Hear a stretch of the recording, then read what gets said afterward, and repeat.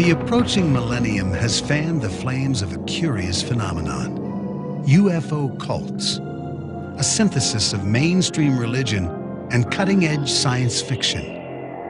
The belief in these technological angels comes from a long history of mankind's faith in a divine plan for the universe. The emergence of these UFO-obsessed groups became news around the world when 39 members of the Heavens Gate cult committed suicide in Rancho Santa Fe, California in 1997. Survivors of Heaven's Gate provide true stories which read like sci-fi novels.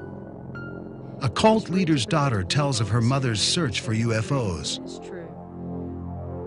A mother of a suicide victim describes her son's alien transformation. Members of another group, the Unarius Academy just down the road from Rancho Santa Fe, drive to a secret UFO landing site where they claim 33 spaceships will arrive in the year 2001. How can we interpret this mania to seek contact with an alien race? Is it simply the human need to believe in the unexplained?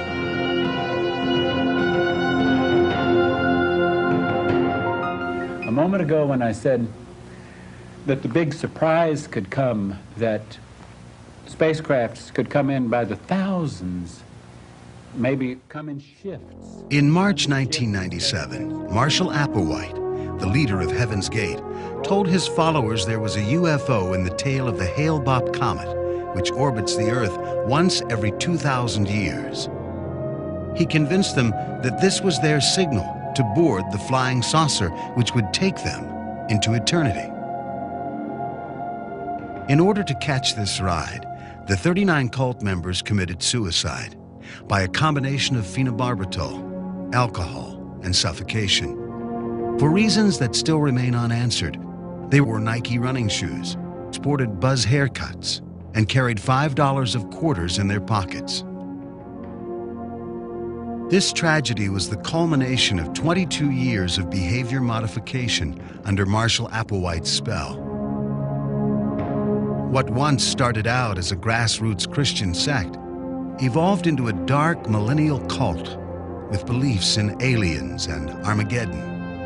So when they presented the picture of being able to literally leave in a craft, so to speak, which they were saying was similar to what Jesus did. He actually left in a physical body. When they overlaid that with modern-day technological information, like that cloud of light was a UFO, it all lined up for me. Early on, Marshall Applewhite and his co-leader Bonnie Nettles had convinced themselves and their followers that they were God's emissaries, here to lead humanity out of a corrupt world. Applewhite said he and Nettles had come from outer space, taking on human bodies as camouflage. They offered salvation to members who could overcome their attachment to human desires such as sex, money, and drugs. Where did this desperate and bizarre mixture of sci-fi and millennial madness begin? Before Marshall Applewhite and Bonnie Lou Nettles became so-called alien agents, they were living separate lives of quiet desperation. Their twisted partnership began some 25 years earlier in Houston.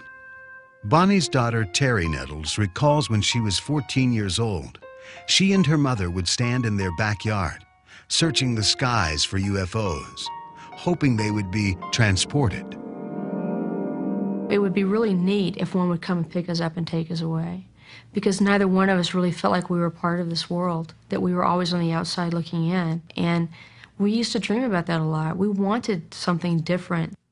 At the same time, in nearby Corpus Christi, Marshall Applewhite's perfect life began to unravel. His 16-year marriage dissolved and his career as a college music professor ended when he was accused of a sexual relationship with a male student. Then Applewhite met Bonnie Lou Nettles just as her 23-year marriage was ending as well. They met in '72 at the theater I used to work at. He was teaching music and drama. It started out with my mom doing astrology charts for the mothers. And I remember her telling me, we were in the living room, that there was something about his chart, something there that was a lot different than somebody else's. From the start, her relationship with Marshall Applewhite was based on a spiritual connection that shunned sex. They turned their New Age and Christian ideologies into a business and went searching for followers. While Nettles recited the Bible inside and out, Applewhite, also known as Herf, was the charming frontman. On New Year's Day, 1973, Applewhite and Nettles set out on what they called a spiritual road trip. Though Bonnie Nettles left her daughter and son behind with her ex-husband, she wrote to Terry regularly. It's really difficult to believe all this. After a year on the road, their unorthodox gospel began to take shape. July 26, 1973. Dearest Terry, we have finally come out of the wilderness and know what our mission is. It is definitely a big one. In fact, we have been sent to fulfill the scriptures the same as Jesus and others came to do. This has been revealed in John's Revelations. I am not kidding, baby. This is for real. I knew it was something very important from the very beginning. Along the way, they had financial difficulties, and Applewhite was arrested in Kansas for stealing a rental car. During his 6-month jail sentence, he fine-tuned his doctrine. Upon Applewhite's release, he and Nettles contacted UFO researcher Hayden Hughes in hope of spreading their message. Herf Applewhite said, Hayden, you could do our mission a tremendous service by whatever means you have available to you, by simply stating that there are two individuals here to show that death can be overcome like Jesus did 2,000 years ago. And they compared it much like a caterpillar turning into a butterfly, that their life here would go through a metamorphosis into a level above humans. They called their group Human Individual Metamorphosis. By the fall of 1975, Applewhite and Nettles gave themselves names like Bo and Peep, Guinea and Pig, or Do and T, notes in the musical scale.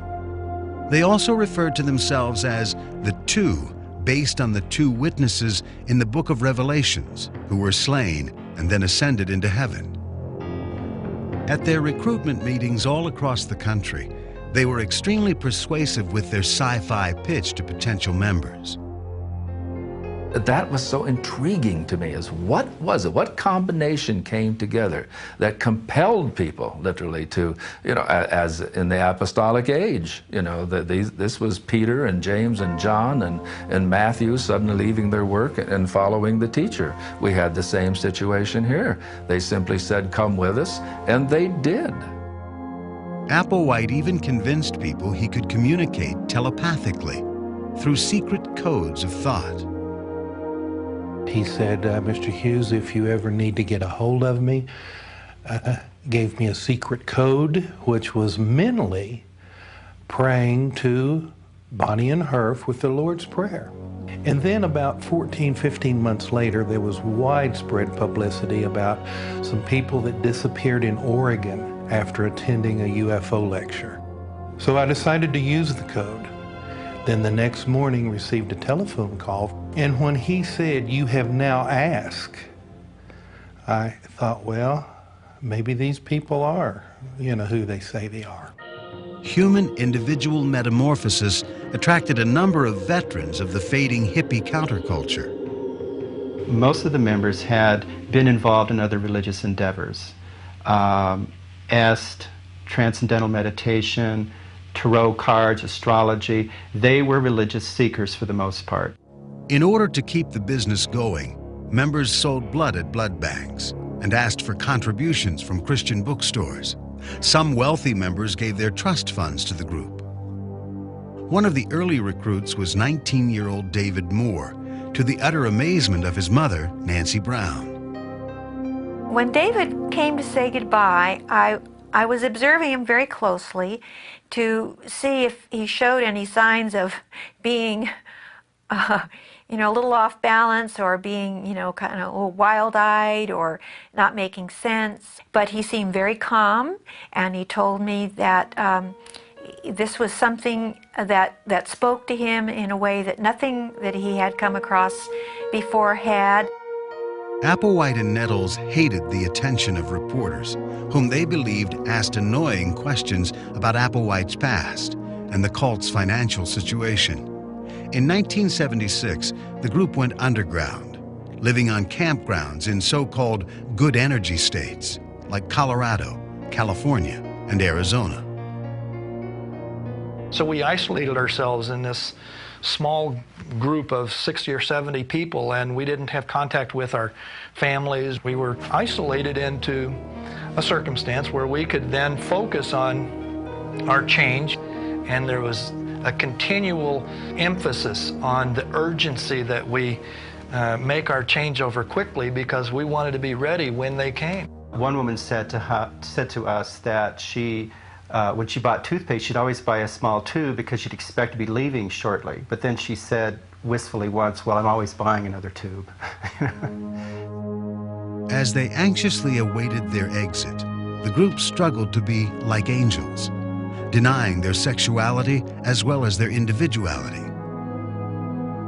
Marshall Applewhite was promiscuous in his early life, and he saw sexuality as bad, giving him hard time. So he had to find a way to reckon with this. Applewhite tried to exert strict control over the members of the group. At the same time, Nancy Brown began to publish a newsletter, creating a network for the shunned families. One of the group members visited his mother, who was in the network, and saw this newsletter, and either took this newsletter with him or at least told T and Doe and the group about it. Well, apparently they were really startled and not pleasantly pleased. They looked at her as kind of like a meddler, somebody that was just making trouble. And the way Marshall Applewhite thought was she was an agent of the lower forces. And it's kind of humorous looking back at it now, but at the time it was like a very serious thing, because there was this feeling that we'd get from Marshall Applewhite that somebody was out to get us. You know, somebody was going to take us down, take us off track, not allow us to complete our mission. Sensing the newsletter might encourage parents to come after their children, Applewhite and Nettles reluctantly allowed members to contact their families. It was carefully controlled. Nancy Brown heard from her son David Moore through messages left on her answering machine. Hello, this is your son David. If you want to know how you can help these parents who want to hear from someone on the trip, if you would print in your newsletter the names of those parents who will promise not to kidnap their family members or keep them from doing what they want to do, I'll promise you that most of these parents will hear from their loved ones pretty quickly. And I don't want you to worry about me, because there's really nothing to worry about. By the early 80s, cracks were beginning to appear in the walls of the cult, which was now called Heaven's Gate. Many longtime members felt confused and quit. Terry Nettles started to sense her mother's doubts in her letters. The letter in '82 that I got from my mom gave me the impression that I felt like she wanted out, or that she no longer believed it. It was something to the effect of, be sure and conform to society, follow all the rules. And I thought, why is she saying these things? This isn't what she would have said to me a few years ago. In 1984, Bonnie Lou Nettles was diagnosed with brain cancer. Admitted into a hospital under an assumed name, she died alone in her native state of Texas. Applewhite never informed Bonnie's children of her illness or death until several months later. She was only a few hours away from me, so nobody even bothered to call me to tell me that my mom was dying so that I could be there with her. Nothing.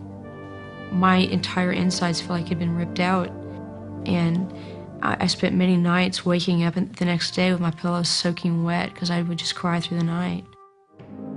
Though Marshall Applewhite carried on without his beloved Bonnie Nettles, Doe, as he was called, was shaken by T's death.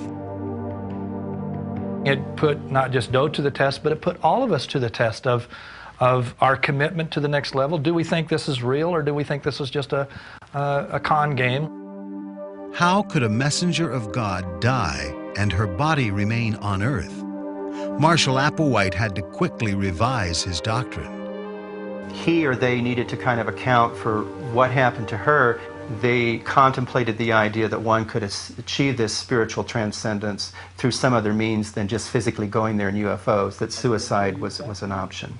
At her work, because it's not the one that the old influences or the old vehicles, impulses would respond to. So frequently this is what we do. To maintain his role as the supreme and all-knowing leader, Applewhite enforced strict regulations that would further squelch free choice. Regimentation, daily life, measuring of food, rigid rules when they went out to the external world to work, not to interact with people. It was all to become more and more focused as if they were on a spacecraft leaving, and if you were out in the outer world, you were out of craft. If you were in the house doing routines, that was in craft. Applewhite began to question the obedience of his members. In the past, he had distanced himself from other men in the group to avoid his homosexual urges. Now, he asked the men to join him in castration. Marshall Applewhite was talking about how far would you go in order to attain your mission. And so he evidently was entertaining castrating himself, getting rid of the human need to reproduce, or that hormonal impulse to be attracted to the opposite sex, or to be attracted to any sex. I started going, whoa, I don't know, I can't really go for this. Michael Conyers did not undergo the procedure, but Applewhite and 6 other men in the cult flew to Mexico City and were surgically castrated. In the early 90s, Marshall Applewhite used the internet to spread his gospel to the outside world. He began designing personal websites, calling the company a higher source. Eventually, they were earning nearly $400,000 a year. With this income, they recruited new members by placing a full-page ad in USA Today and other newspapers. Doe got instruction to relate to the world again and go out and collect any of the so-called second wave, or anyone who was ready for this transition that didn't come aboard the first time around. Now, everything was interpreted as a warning signal from above. At a campground in California, the cult thought the sky offered a message of impending doom. The forest fires in the area had created this kind of blood red sky, and the sunset and the sun was bright red. So they interpreted that through a biblical passage that said the end times are near. In March of 1997, the comet Hale-Bopp was nearing Earth's orbit for its first visit in 2,000 years. Applewhite prophesied a UFO was following in the tail of the comet. He said, "It's the marker we've been waiting for, the spacecraft from the level above human to take us home to the literal heavens." I know that Doe and the class felt like that the comet itself was significant, that this was a next level's way of saying, okay, let's wrap it up here.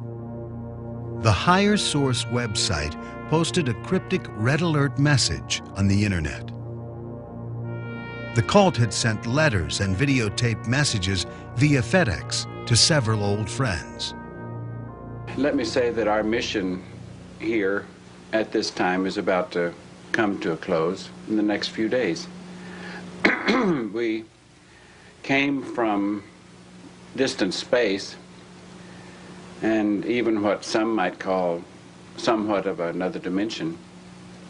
And we're about to return from whence we came.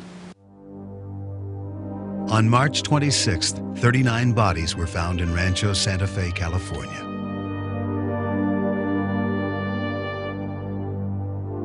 You can follow us, but you cannot stay here and follow us.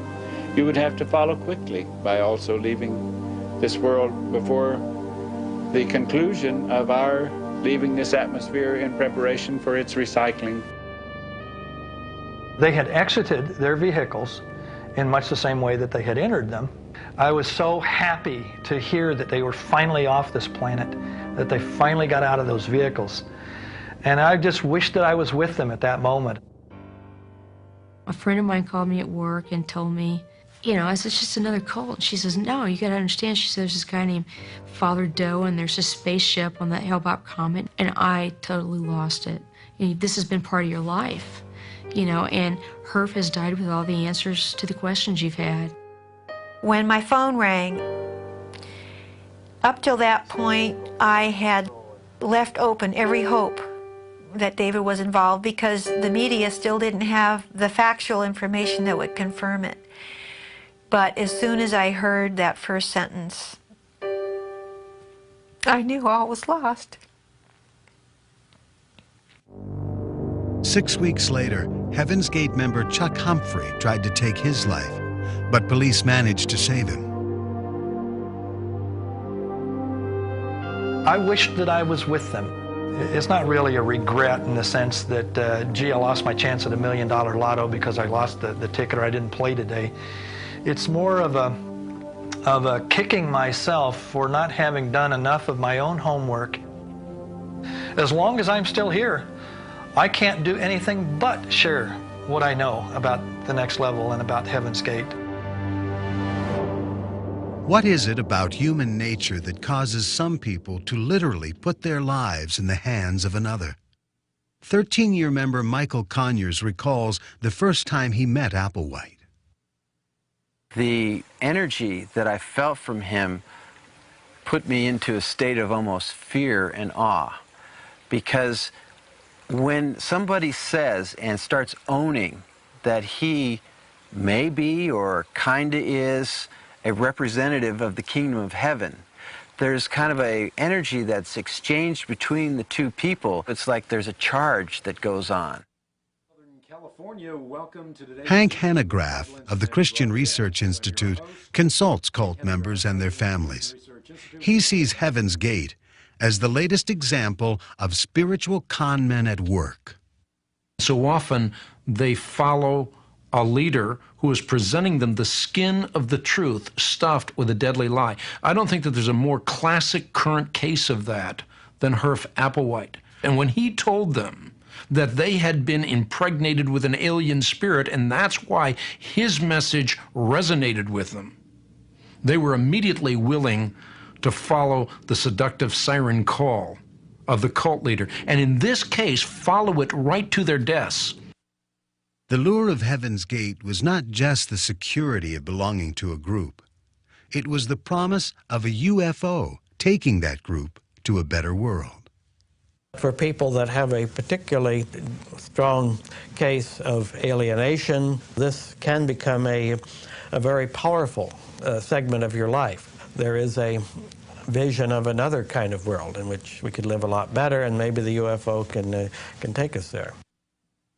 Applewhite had led his followers here and there, changing their course as his own personal demons dictated. Finally, time ran out on him. In the case of Heaven's Gate, originally the shift was to a waiting mode. We are waiting, and during this time of waiting, we will prepare ourselves. We'll purify ourselves. We'll cleanse ourselves. We'll make ourselves beings fit for the spaceship when it finally arrives. That's a dangerous mode because eventually you have to give up the waiting. For Marshall Applewhite, the exotic comet gave him an opportunity to take his life. For his deluded and estranged followers, it was the end of their journey.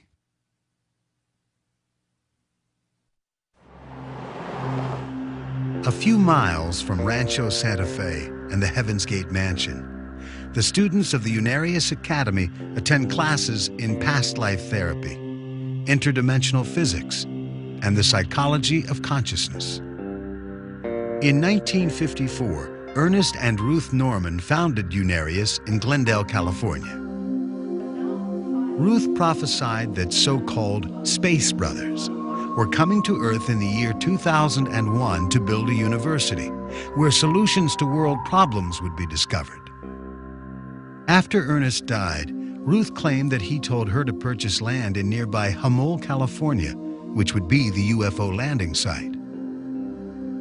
They are coming to Earth and will land here. I bought this acreage for that purpose.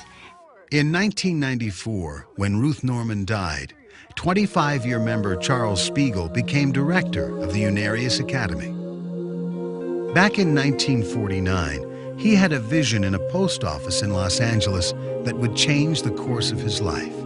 I was walking through a dim-lit corridor to pick up some mail. Right in front of me, a picture appeared out of the so-called blue. Just like a TV picture opened up, and it was a life-size picture of a woman smiling down at me. This experience prompted Spiegel to study metaphysics and Eastern philosophy. His research led him to a book written by Unarius Academy co-founder Ernest Norman. Norman wrote about past lives, psychic travel to other dimensions, and UFOs. Charles Spiegel contacted the Normans and asked for a meeting.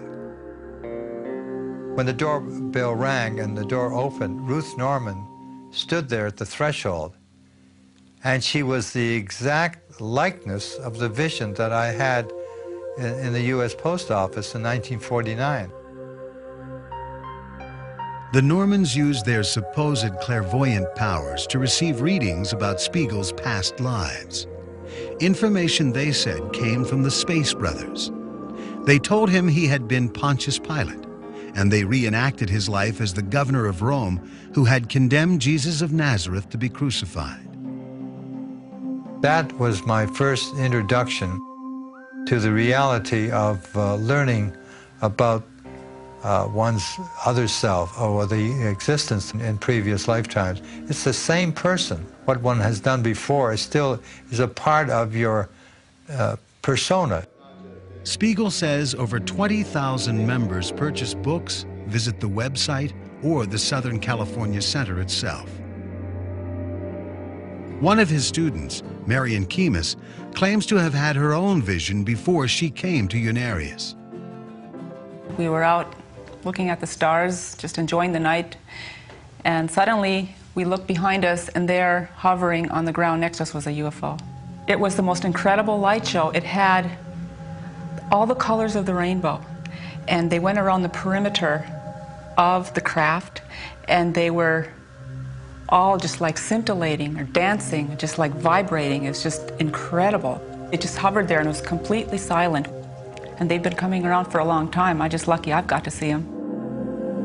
Marion Kemis interpreted the UFO sighting as a visit from friendly Space Brothers, the same ones from whom Ernest and Ruth Norman claimed to be receiving transmissions.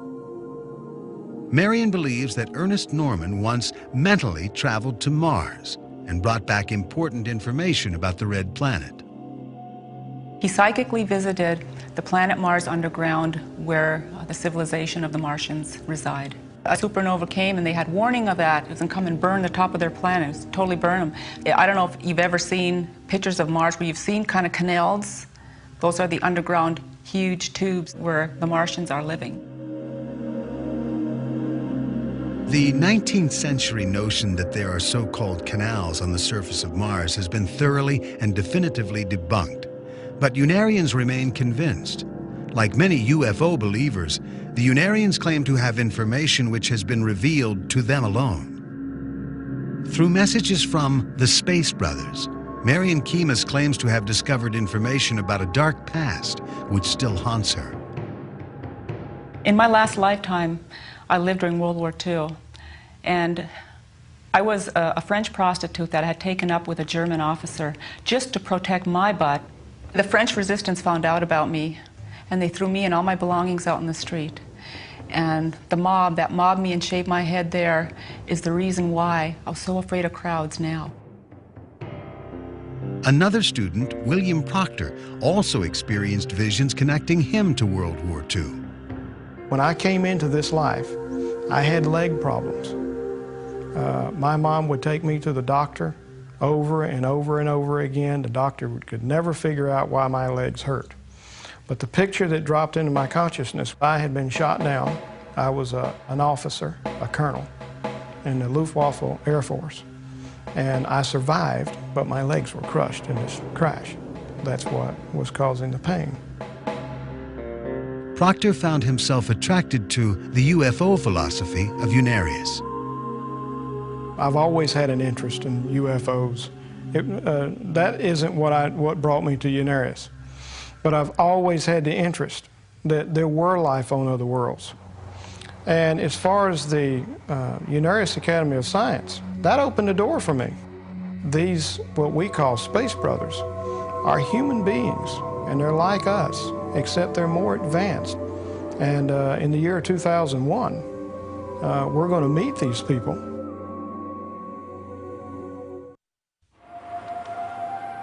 Because of its UFO beliefs, the Unarius Academy received a great deal of publicity following the Heavens Gate suicides in March 1997.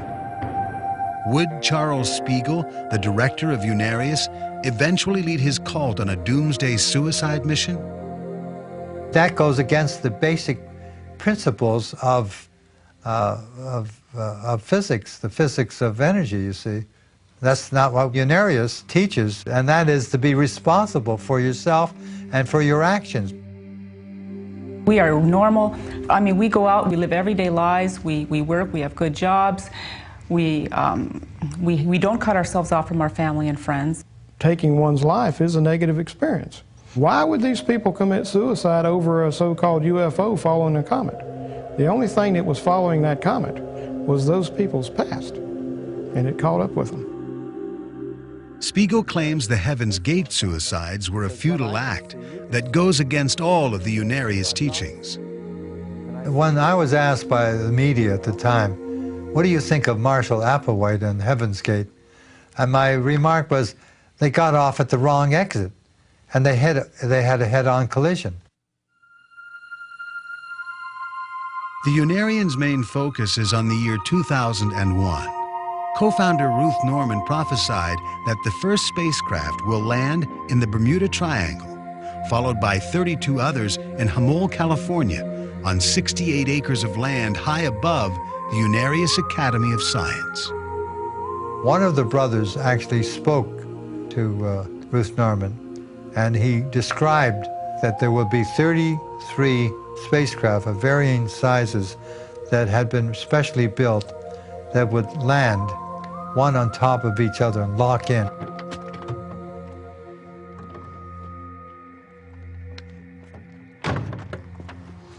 Welcome, welcome to the future landing site.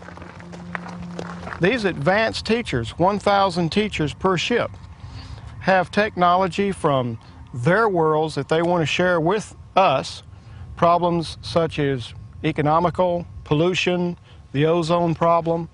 They have the problems that we have on this planet. They have gone through every one of these problems, and they have advanced knowledge that will help us in resolving problems here that will be the future, positive future for the Earth world.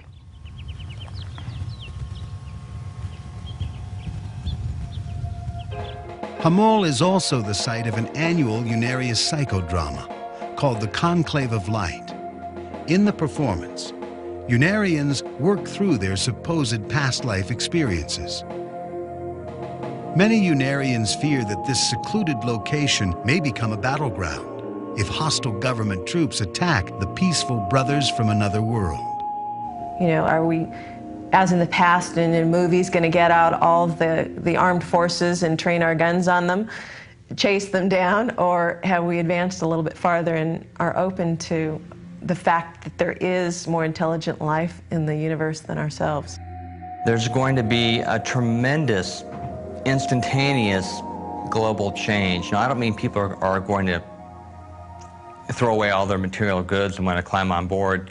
What I mean is they're going to have a totally different way of looking at life from then on, because the unanswered question, is there life out there? Is there intelligent life out there? Are we alone? Will finally be answered. And that's why it is very important that this information starts to get out now, that man can prepare himself for a landing that is really our future. Though the students appear certain of the Space Brothers' arrival, Charles Spiegel has prepared a response if the prediction doesn't come to pass. His answer is a convenient one. The world is simply not ready.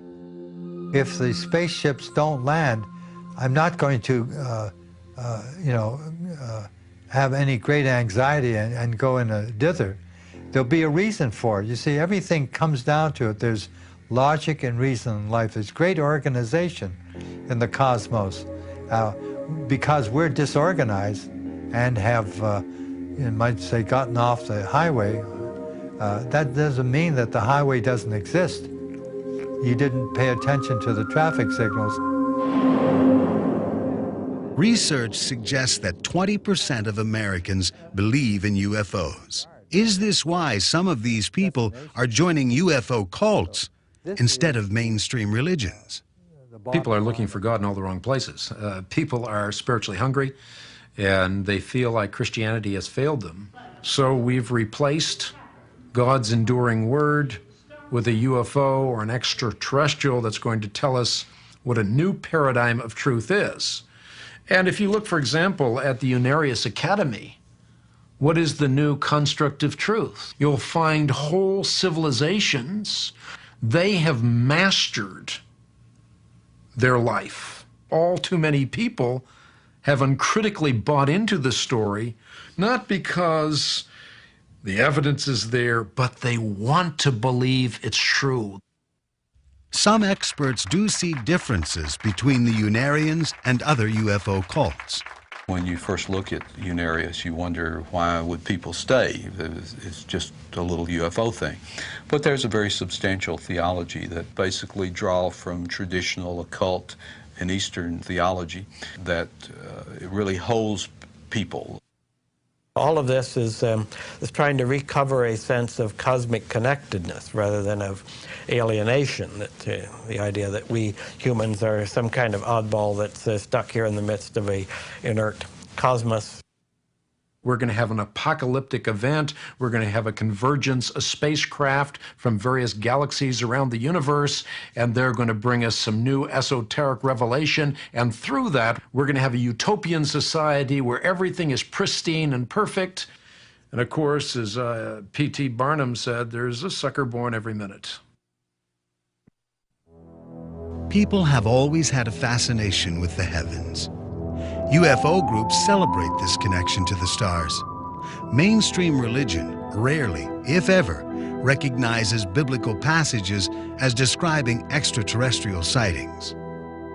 In the mountains of Sedona, Arizona, Milton Notdurft, an 85-year-old retired Methodist pastor, embraces traditional Christian beliefs, as well as ideas shared by many UFO cults.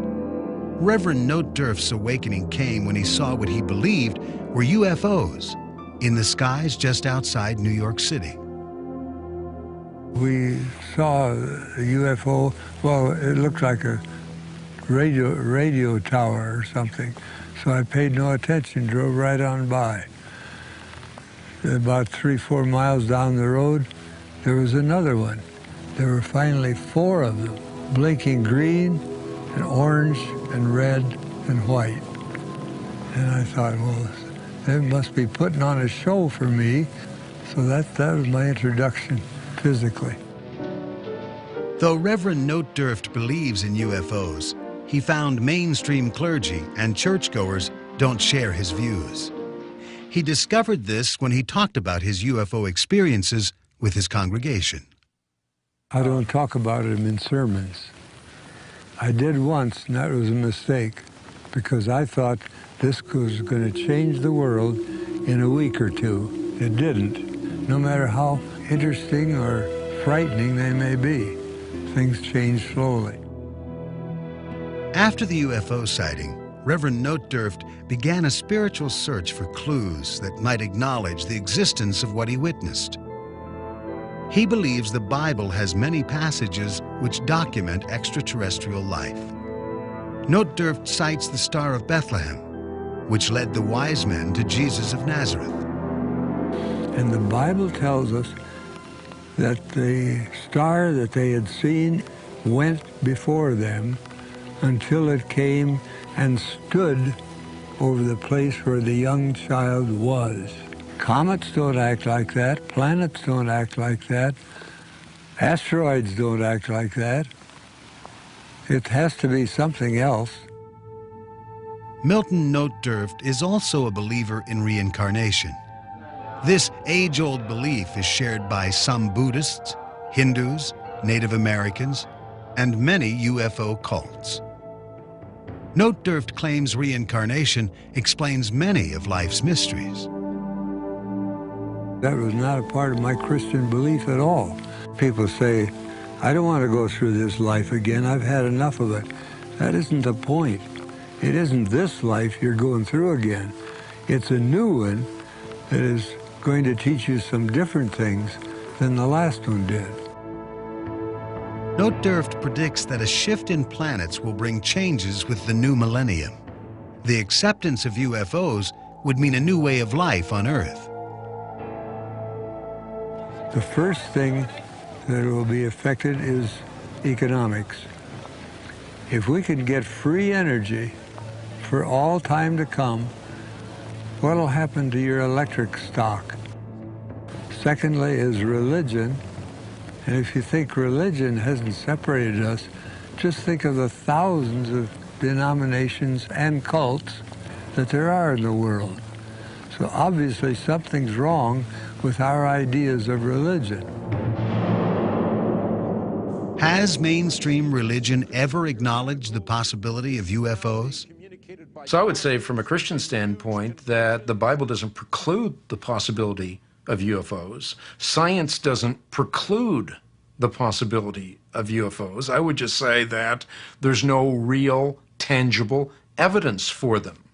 So I think that many people believe what they believe because they want to believe it. UFOs reflect a deep human need to connect with the heavens, a spiritual quest expressed in ancient text, Greek mythology, and now in modern science fiction. I think that one can understand UFOs religiously in the term that Carl Jung, the great psychologist, used, that they function as technological angels in a technological society. So what this is saying is that the same kind of entities that we might once have thought of as like angels, gods, and so on, coming down from heaven in a supernatural way, now come in spaceships. Throughout history, man has looked to space and the stars for answers. Could it be that the heavens offer an order and harmony that our unstable world lacks? We associate that which is in the heavens with ultimate meanings in life or powers over us and this sort of thing. So something like a bright comet, like Comet Hale-Bopp, it just seems to be human nature that we try to make it more than a 25-mile across rock that's throwing out a 15-million-mile tail that's very beautiful and gorgeous in itself, but we want to try to make more than that. All of us, we look up at the stars at night.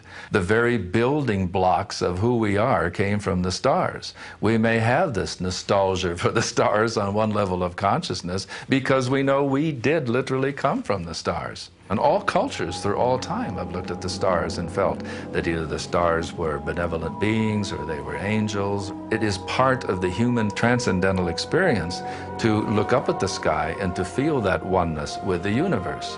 And most of the groups, in my opinion, UFO groups, are doing exactly that. They are experiencing a sense of oneness with the cosmos. As UFO cults look to the stars for a spiritual connection with the cosmos, the question remains, is there life out there, and will we ever make contact? Until the UFOs arrive, it remains for most of us unexplained.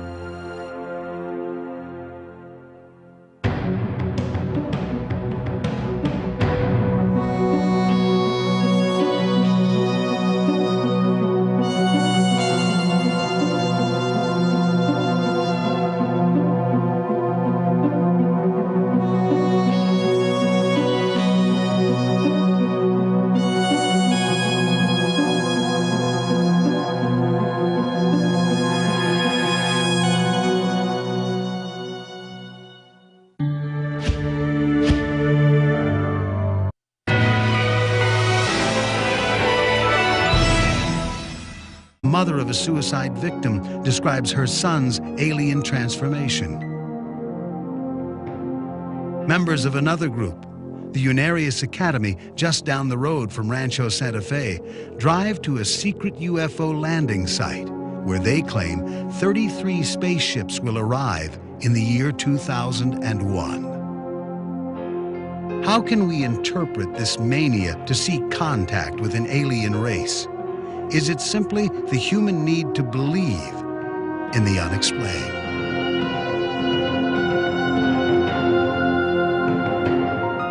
A moment ago when I said that the big surprise could come, that spacecrafts could come in by the thousands, maybe come in shifts. In March 1997, Marshall Applewhite, the leader of Heaven's Gate, told his followers there was a UFO in the tail of the Hale-Bopp comet, which orbits the Earth once every 2,000 years.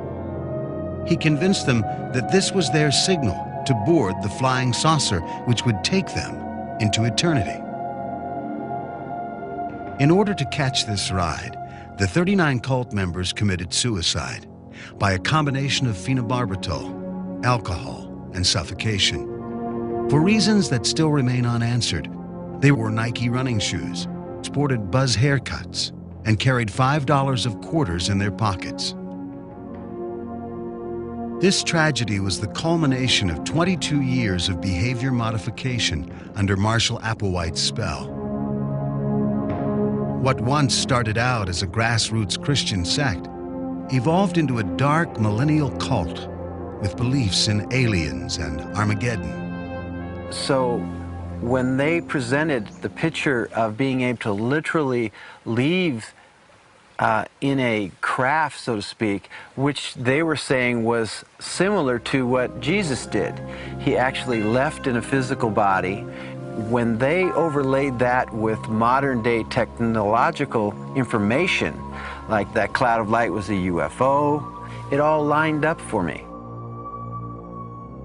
Early on, Marshall Applewhite and his co-leader Bonnie Nettles had convinced themselves and their followers that they were God's emissaries, here to lead humanity out of a corrupt world.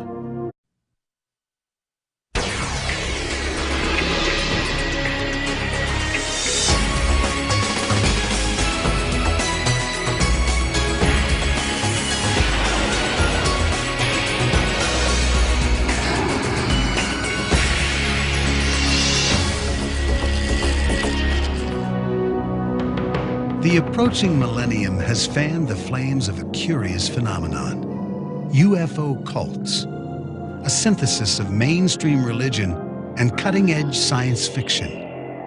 The belief in these technological angels comes from a long history of mankind's faith in a divine plan for the universe. The emergence of these UFO-obsessed groups became news around the world when 39 members of the Heaven's Gate cult committed suicide in Rancho Santa Fe, California in 1997. Survivors of Heaven's Gate provide true stories which read like sci-fi novels. A cult leader's daughter tells of her mother's search for UFOs. Applewhite said he and Nettles had come from outer space, taking on human bodies as camouflage. They offered salvation to members who could overcome their attachment to human desires such as sex, money, and drugs. Where did this desperate and bizarre mixture of sci-fi and millennial madness begin? Before Marshall Applewhite and Bonnie Lou Nettles became so-called alien agents, they were living separate lives of quiet desperation. Their twisted partnership began some 25 years earlier in Houston. Bonnie's daughter, Terry Nettles, recalls when she was 14 years old, she and her mother would stand in their backyard, searching the skies for UFOs, hoping they would be transported. It would be really neat if one would come and pick us up and take us away, because neither one of us really felt like we were part of this world, that we were always on the outside looking in. And We used to dream about that a lot. We wanted something different. At the same time, in nearby Corpus Christi, Marshall Applewhite's perfect life began to unravel. His 16-year marriage dissolved and his career as a college music professor ended when he was accused of a sexual relationship with a male student. Then Applewhite met Bonnie Lou Nettles, just as her 23-year marriage was ending as well. They met in '72 at the theater I used to work at. He was teaching music and drama. It started out with my mom doing astrology charts for the mothers. And I remember her telling me, we were in the living room, that there was something about his chart, something there that was a lot different than somebody else's. From the start, her relationship with Marshall Applewhite was based on a spiritual connection that shunned sex. They turned their New Age and Christian ideologies into a business and went searching for followers. While Nettles recited the Bible inside and out, Applewhite, also known as Herf, was the charming frontman. On New Year's Day, 1973, Applewhite and Nettles set out on what they called a spiritual road trip. Though Bonnie Nettles left her daughter and son behind with her ex-husband, she wrote to Terry regularly. It was really